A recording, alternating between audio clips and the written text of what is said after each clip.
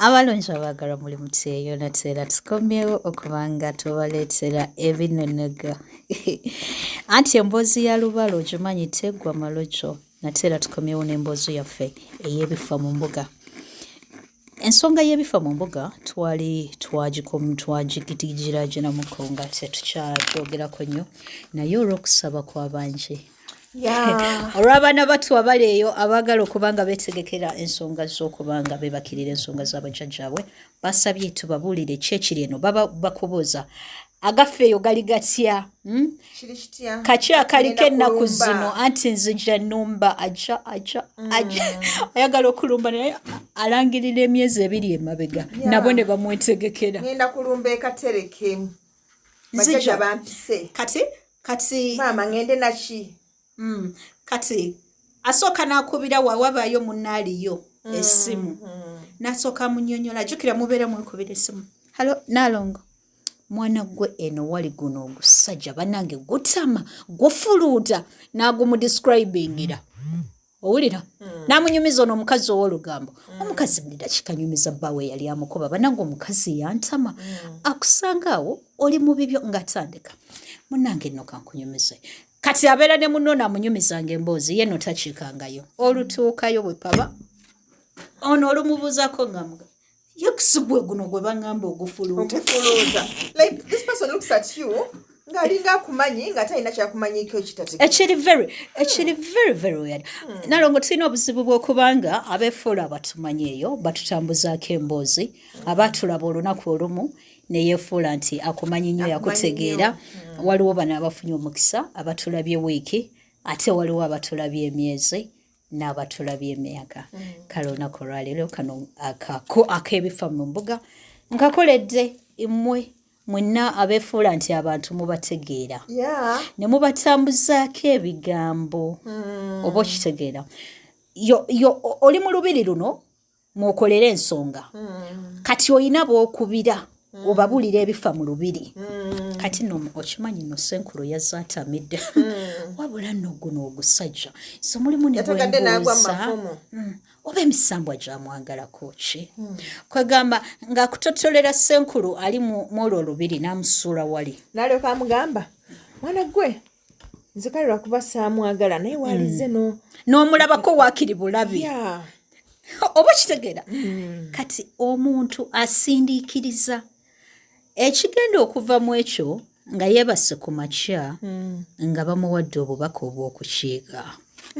ng'azikubamu nti kye nalyagaliza embazi kibuyaga asudde embeera zino ze tweteerawo ezitusindiikiriza abakulu ne batuteeka mu mbuga ezimu kati gwe bagenda kwebasaayo ewatali nsonga you're going to ask yourself okuva we najja okwebaka wano emboozi zino ne this bullshit gwe mutambuza ku bantu atali mutuufu weeyogeza bye bakubuuzizza ne bye batakubuuzizza bye walabayo kale tosobola kikkiriza oba some people go like oba nze nali manyi Naalongo wanjawula atya ekizibu bakuteebereza that is the problem they picture you somehow kati ayina n'omuntu ye gwaba yateeka mu kifaananyi kye kati wamala okumulaba nga atandika okugamba why is it like yegwe Naalongo yegwe gwe tubeera tuwulira and you're like yes I am yes it is me kiki kwegamba ng'olaba ng'omuntu alinga agamba waliwo ekibulawo tekinnaggwa okusinziirako no gwalina in picture muyina engeri bano bakuba mu bufaananyi Naalongo soko bagambe nti tetulinako biwawaatiro that is number one. We are normal human beings. Just like you are. Yes, we really are. Ya tetulina nnyo byanjawulo No, we aren't. Tetulina magic gwe tukola. No. Omuntu agenda n'alowooza nti olw'okubanga ensonga zino probably oziinako idea eyawagguluko n'alowooza mbu gwe agenda omukyusiriza bino ebyali byagaana mu bulamu bwe. No, there are these things that were meant to be in your life and we got nothing to do about it. And especially about your personality. About your personality. You get it. Naye omuntu n'atabeera mu mativu n'agamba nti at one point nalowooza nti bwe naagende no Naalongo abantu bano kambogereko era saagala obenga oŋŋaana nali ndowooza nti probably we naagenda eyo oba kino kinaalekerawo but this is your personality. Kati mwagala era fene personality yammwe tugibakyusirize. Ekyokuba nti baneiba bo babeera mutabuka buli kiseera nti kinaalekerawo naye nga gwe wennyini gwe kawakuzi gwe nantalo awakula entalo nalonga ekyokuba nga bbaawo omwenzi ekyo si kyekintu kyetujjanjaba bassebo ne bannyabo kubanga obwenzi si kyekintu kyokeera obukeezi enkya kubanga twatunuulira ku bantu abazze nga batambulira ku nsonga za nalubale the divine twalaba lwaki omuntu ayenda olw'ensonga ez'enjawulo abantu batuddemu obwenzi obw'enjawulo eriyo n'obusikire obw'omusaayi nga si bwali badde bwenzi naye omuntu ono atuddemu omusaayi oguteekeddwa okuzaala abaana ab'enjawulo kati tugenda mukolera kyo alina okuzaala abaana azaale mu kino ekika azaale mu kino ekika azaale mu kino ekika nalonga we nali manyi we nagendayo at least ono omusajja buli dakiika azaala ebbali oba kinaakoma like and someone is busy bullshitting talking ill about you ayogera tebayina omusajja yasigala azaala it's not our fault. Waliwo abaami be mwafumbirwa nga bali meant okuzaala mu bika ebyenjawulo nga bo be balonde nga weetunule mu bwetunuzi ogambe nga wazigwamu zo wakola otya kale kyandibadde kyavunaanyizibwa nti ebintu ebimu ate abo be bimu those people they talk to ate be bakomyawo emboozi be bakomyawo n'akugamba nalongo omuntu ono bw'ati ne bw'ati ng'ayogera bw'ati. So abantu abo ababeera mu mbuga nga boogera ku bassenkulu boogera ku bannankulu yemboozi yaabwe eya bulijjo naye ng'ate they can't even afford kye balya nga yabawa ekyokulya exactly naye babuulira buli omu nga w'oli omubi bw'oli omubi bw'oyagala ennyo ssente naye ng'ate nabo bazaagala nnyo omwenge naye nga tebasobola kwegulira kitole kya sabbuuni tebasobola kwegulira kitole kya sabbuuni batiddewo ne bagamba jjajja nti tetulina sabbuuni nalongo njogera